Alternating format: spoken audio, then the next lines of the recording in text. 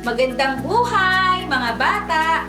Ako nga pala si Teacher Lizelle, ang inyong magiging guro ngayong araw. Handa na ba kayong matuto? Pero, bago natin simulan ang ating aralin, ay tuturuan ko muna kayo ng isang awitin. Si Hana ay namasyal sa kanilang bakuran. Nagpunta siya sa hardin na maraming halaman. Masarap ang simoy ng hangin sa bakuran. Masaya si Hana, tumatawa, ha ha ha. Ngayon naman mga bata, ay alamin natin kung ano-anong mga bagay ang nabanggit sa awitin. Natatandaan niyo pa ba ang mga ito? Magaling! Si Hana. Tama. Ano pa kaya? Hardin. Halaman.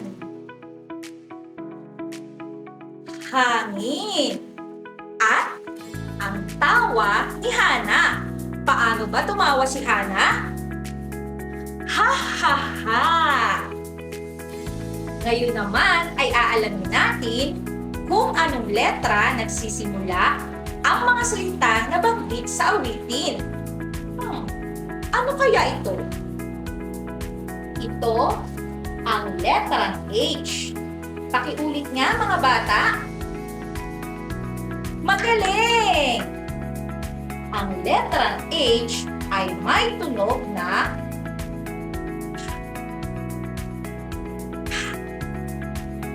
pakiulit nga mga bata. Magaling! Ngayon naman mga bata ay pag-aaralan natin kung paano isulat ang malaking letrang H. Sundan ninyo ako. Itaas ang ating kamay at unahin natin isulat ang malaking letrang H.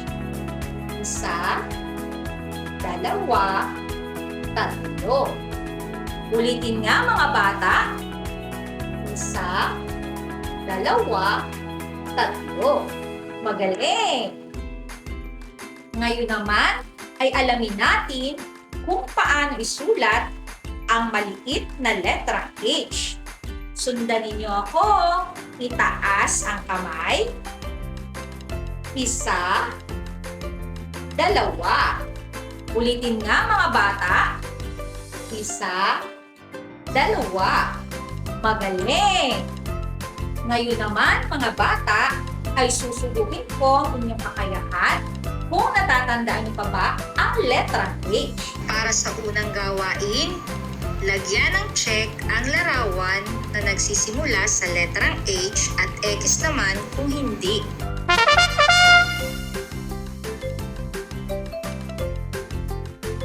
Para naman sa pangalawang gawain, iugnay ang mga larawang nagsisimula sa letrang H patungo sa letrang nasa loob ng kahon.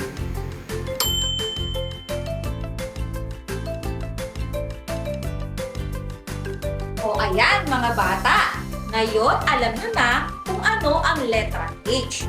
Huwag kakalimutan ang natutunan ngayong araw. Hanggang sa muli, ako si Teacher Lizelle. Paalam!